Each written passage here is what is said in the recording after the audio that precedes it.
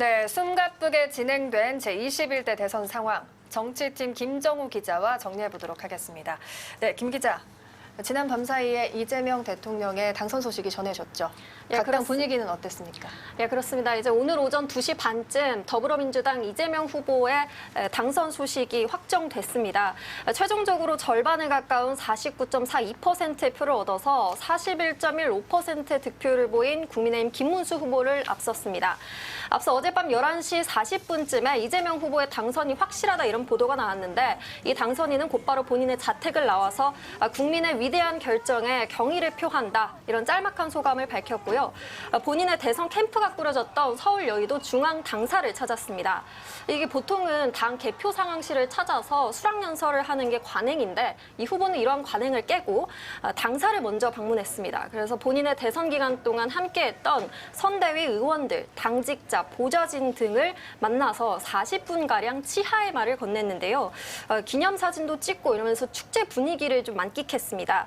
이후에 당사를 나와서 대통령직을 수락한다는 연설을 했고 지지자들 역시 환호를 보냈습니다.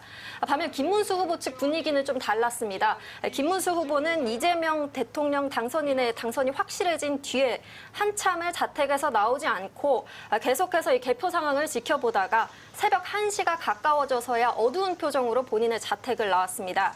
역시 국민의힘 당사로 향했는데 국민의 선택을 겸허히 받아들이겠다 이런 짧은 승복 메시지를 남긴 후에 별다른 질문을 받지 않은 채 건물을 빠져나왔습니다. 당사 앞에 김문수 후보 지지자들도 몰려 있었는데 부정선거, 대선 불법 이런 이야기를 외치면서 소란이 좀 벌어지기도 했습니다. 네, 이재명 대통령은 수락연설을 했고 김문수 후보도 승복 선언을 했어요. 이제 바로 인수위 없이 업무를 이제 수행해야 되는데 앞으로 일정이 어떻게 되는 겁니까? 예, 일단 이번 대선이 아무래도 윤석열 전 대통령의 파면으로 이뤄진 만큼 중앙선거관리위원회에서 먼저 당선자를 선언합니다. 그러면 즉시 대통령 임기가 개시되고요. 가장 먼저 군 통수용 지휘 전화 박스를 전달받고 김명수 합참의장으로부터 국군 통수권 이양 보고를 받습니다. 이후에 이전 대통령들과 마찬가지로 서울 국립현충원을 찾아서 참배할 것으로 보입니다. 그리고 오늘 오전 11시쯤 바로 뒤에 있는 국회 본청 로텐더홀에서 열리는 새 정부의 출범을 알리는 취임식을 가질 걸로 보이는데요.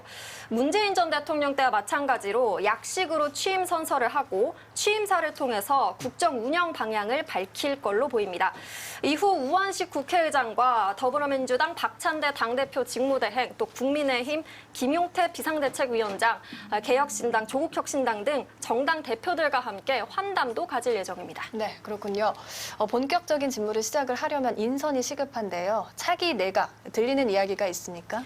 예, 오늘 본격적으로 속도를 좀 낼 걸로 보입니다. MBC 취재에 따르면은 이 후보는 이미 어제 국무총리로 김민석 의원을, 비서실장으로 강훈식 의원을 점찍었습니다. 사선 김민석 의원은 이른바 86 운동권 세대로 수석 최고위원과 선대위 상임 공동선대위원장을 맡으면서 활약해왔고요. 강훈식 의원은 당내 전략통으로 지난 대선에서 전략기획 본부장을, 이번 선대위에서 종합상황실장을 맡았습니다. 다만 대통령직 인수위원회가 없다 보니까 종합적인 검증은 계속해서 이뤄지고 있는 상황이고 검증에 따라서 인선 내용이 달라질 수도 있습니다. 민정수석으로는 오광수 변호사가, 국정원장으로는 이종석 전 통일부 장관이 후보군에 유력하게 오른 걸로 파악됐습니다.